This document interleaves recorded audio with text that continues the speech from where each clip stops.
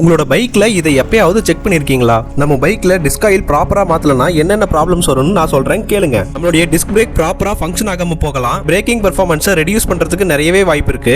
இதனால நம்ம ஹை ஸ்பீட்ல போயிட்டு இருக்கும்போது நம்மளுடைய பைக் சரியா பிரேக் பிடிக்கலனா ரொம்ப டேஞ்சரஸான சிச்சுவேஷன்ல கொண்டு போய் நம்மளை விட்டுரும். இந்த மாதிரி யூஸ்ஃபுல்லான வீடியோஸ் பார்க்கணும்னா நம்ம சேனலை சப்ஸ்கிரைப் பண்ணிட்டு ஃபாலோ பண்ண மறந்துடாதீங்க. நம்ம வண்டி டிஸ்க் பிரேக் இருந்தா மட்டும் நல்லா நின்றாது. டிஸ்க் பிரேக்ல ஆயில் இருந்தா தான் கரெக்டா நிக்கும். உங்களோட பைக்லயும் நீங்க இதை உடனே செக் பண்ணி பாருங்க. என்னோட பைக் சர்வீஸ் பண்ணிட்டு இருந்த கேப்ல நான் ராயல் என்ஃபீல்ட் ஷோரூமுக்குள்ள வந்துட்டு புதுசா டெசர்ட் ஸ்ட்ரோம் கலர்ல ஒரு ஹெல்மெட் இருந்துச்சு. அதை எடுத்து நான் போட்டு பார்த்துட்டு இருந்தேன். நீங்களும் இதை பாருங்க எப்படி இருக்குன்னு கமெண்ட்ல சொல்லுங்க.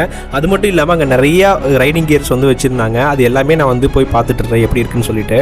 பைக் ரெடி ஆயிடுச்சுன்னு சொல்லிட்டு கூப்பிட்டாங்க. நானும் போய் பார்த்தேன். பைக் எடுத்து டெஸ்ட் ரைடு செஞ்சு பார்த்தேன். அதே மாதிரி என்னுடைய பிரேக்கிங் பர்ஃபார்மன்ஸ் அந்த ஆயில் ஊத்துனதுக்கு அப்புறம் ரொம்பவே நல்லா இருந்துச்சு. ஒரு தடவை உங்களுடைய பைக் சர்வீஸ் முடிஞ்சுன்னா அதோட விடாம நம்ம சின்ன சின்னதாக மெயின்டைன் பண்ணக்கூடிய டிப்ஸ் என்னன்னு பார்த்தீங்கன்னா, நம்ம செயின் டைட்டா இருக்கா லூஸா இருக்கான்னு அதெல்லாம் பார்க்கணும். அது மட்டும் இல்லாமல் செயினுக்கு ஆயிலும் ஒன்று ஸ்ப்ரே பண்ற மாதிரி இருக்கும். அந்த லூப்லாம் வாங்கி வச்சுக்கோங்க. அது மட்டும் இல்லாமல் ஒரு 15 days ஒன்ஸ் உங்களுடைய பைக்குக்கு ஏர் கரெக்டாக பிடிச்சிருங்க.